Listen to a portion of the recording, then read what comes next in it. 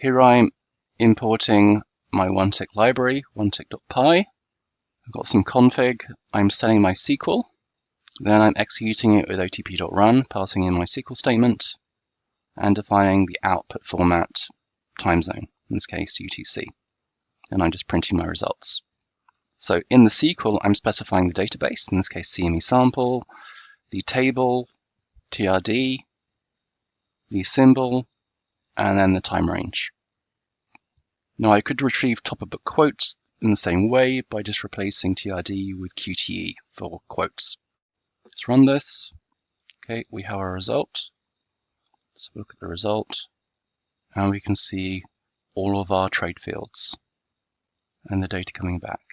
And we can see that the timestamps are at nanosecond accuracy. So that's trades. Let's have a look at order messages.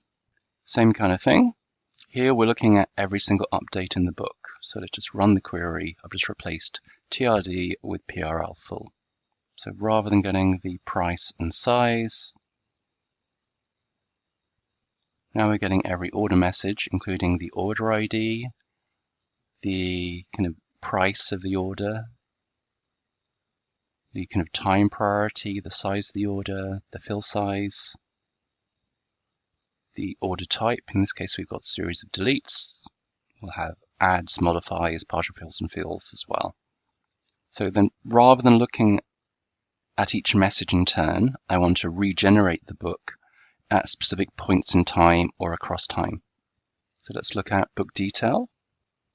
Here I've got my SQL statement, and I'm specifying particular fields. So level, update type, order ID, buy sell flag, whether it's a bid or an ask, price, size, time priority, and update time.